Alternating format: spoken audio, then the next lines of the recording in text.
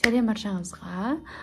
Бүгінгі біздің тігетін бұйымымыз ол қазіргі трендтегі хит орамалдар, шашақты орамалдар, бисерлі орамалдарға арналады. Сол орамалдың қазір оюын бисерлеп тігуді, моншақтап тігуді көрсететін боламын. Енді мен профессионал емеспін, бірақ өзіме тіккім келген орамалды сіздермен бөліскім келіп тұр. Оған міне осындай сетканы ұстағыш керек, және де көк түске акцент жасап, осындай сары және ақ моншақтарды қолдана отырып бірдеңе шығарғым келіп тұр, және оған мынандай сетка мата қолданайын деп отырмын. Осыған ендеше кеттік, бастаймыз. Менімен бірге болыңыздар. Орамалға деп мен арнайы осындай оюлар дайындап алғанмын. Енді мынау мата ұстағышыма матамды орнаттым. Енді осы оюымды мен матама түсіремін. Енді осы оюымызды мына матамызға түсіріп аламыз. Содан кейін бисер тігуге кірісеміз.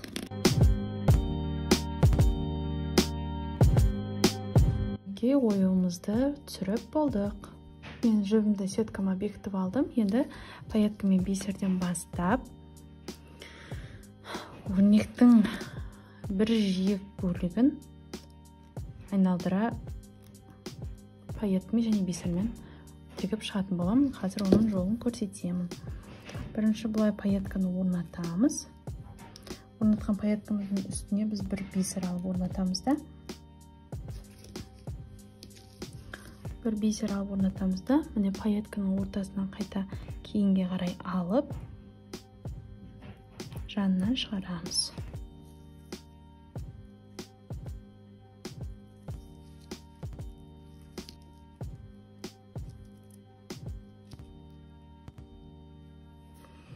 Келесі пайетканы алып, дәл сол осындай реттілікпен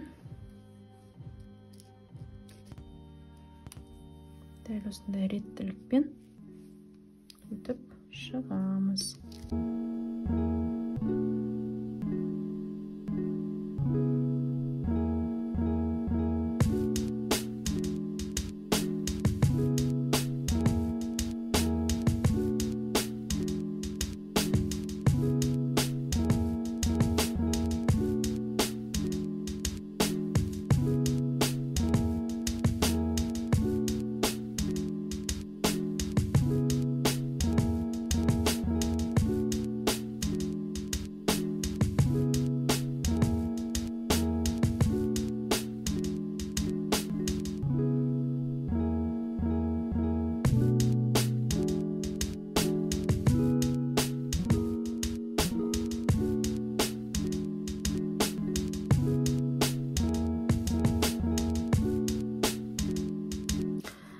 Мен мына оюдың екі қанатында болдым. Енді кезекте ақ және көк бисерлермен мына жиегін толтырып, мына жаққа дейін толтырып шығамын. Және мына жоғарғы жағына мындай әдемі стразы қоймақ ойым бар. Ендеше процесс барысын көрсетейін. Алдымен 4 штук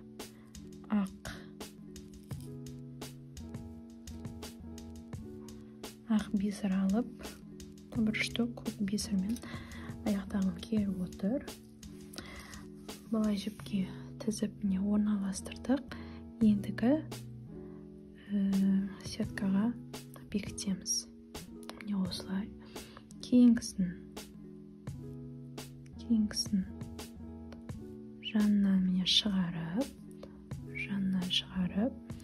осы ретті бисерлерді тағы да аламыз. 4 штук и 1 штук көк бисермен бітіремін. Сол кезде менде общий 5 штук бисер болады.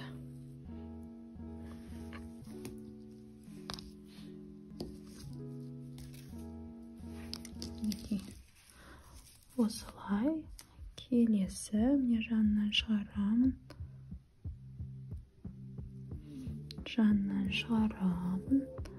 Тағы да дәл сондай реттілікпен бисер жинаймын.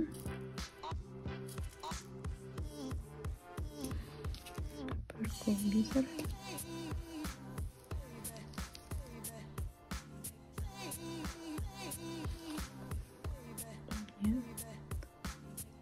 Аяқтайын. Так, енді мына жағынан шығарамын. Дәл осы ретте жұмыс жасай береміз. Енді әркімнің өзінің фантазиясына қарай, может, сіз басқалай жасаңыз керек шығар.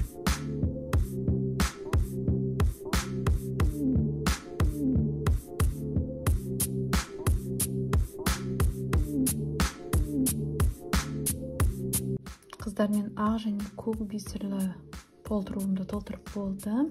Енді келесі кезекте қалған бос кеңістіктерді осындай цилиндр тәріздес бусинцалармен толтыруды жөн көрдім.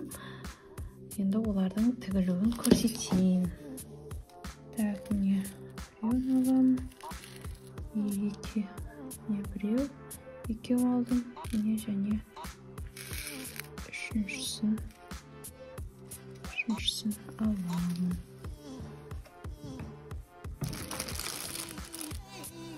Үшіншісін алғаннан кейін жібімізді жылжытып, келген жерінен, үшеуін қойдым, келген жерінен бекітемін. Сосын осы бусыға жақсы тұру үшін екіншісінің қасынан аламын. Да, 2 мен 3-тен қайтадан өткіземін. Бусылар жақсы тұру үшін. Не өстемді сөйтіп тартыңқырап бекітіп жіберемін да. Солай тіксеңіздер, міне мынау прям ирелең ба, сол ирелеңнің бойымен әдем болып тұратын болады. Келесі тағы да 1, 2, 3-ін аламын. Кейін міне 3-ін керек жеріне қойдым. Керек жеріне қойғаннан кейін сол біткен жерінен бекітемін. Сосын мына екінші бусойдың жанынан шығарып,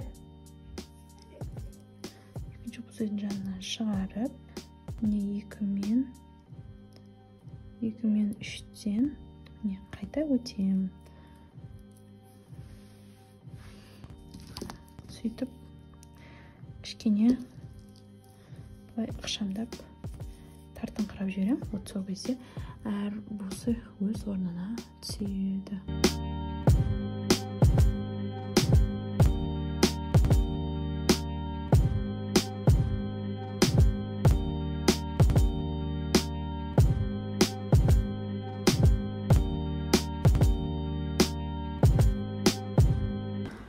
Дәл осы схемамен ортасына дейін жемчуг моншақтарымен тігіп өтемін.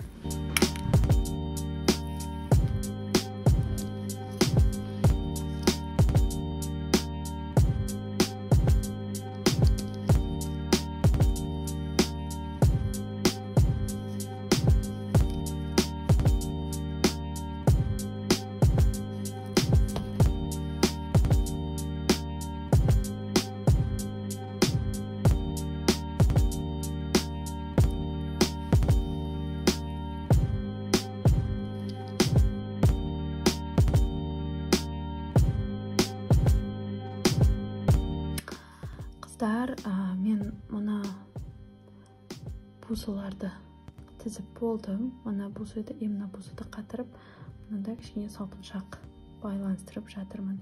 Енді сол салпыншақты қалай тігіп жатырғанымды көрсетейін. Мына жерден бір бусы алып, енді тоже фантазияңызға байланысты.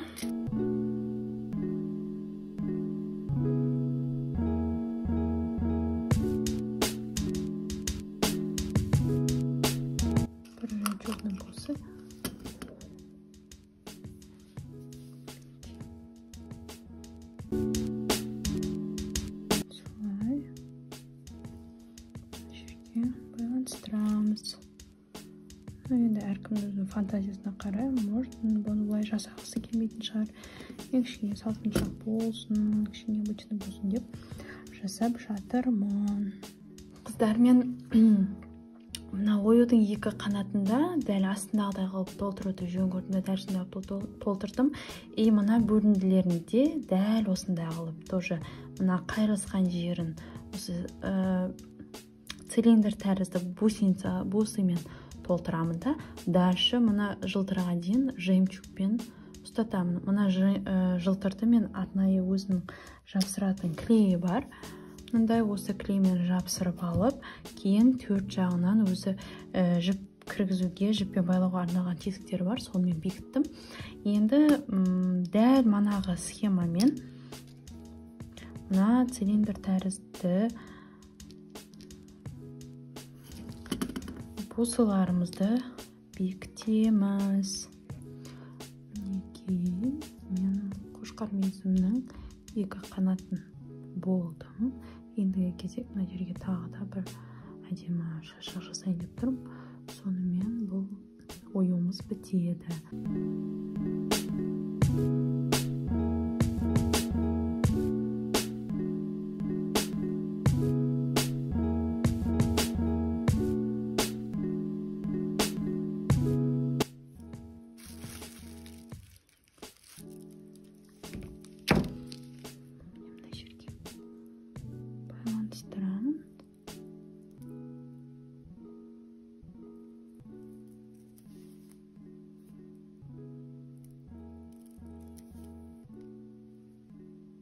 Неге қыздар, мен орнаментімді безерлеп болдым.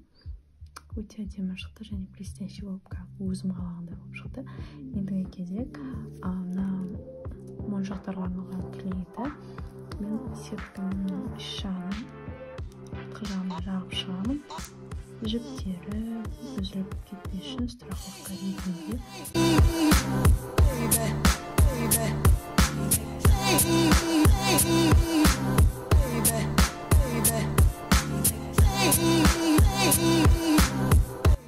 Ендігі кезек орамалға бекітеміз. Енді мына оюды сеткадан алып қиып аламыз.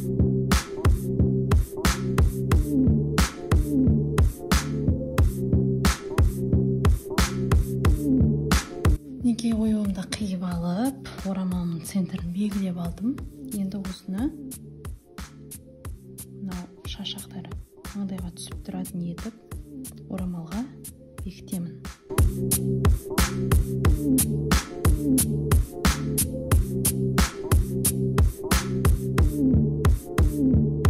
Неге менің оюым дайын. Жан-жағының бәрінен іліп тігіп болдым. Мен орамалым асты. Неге мынандай болып шықты. Бірақ бұл ничего страшного, мен өзіме болғандықтан ешқандай бірдеңемен жауып, өйтіп қиындатқан жоқпын. Маған осы болады, главное, жақсы тұрса болды. Енді қазір тағып көреміз.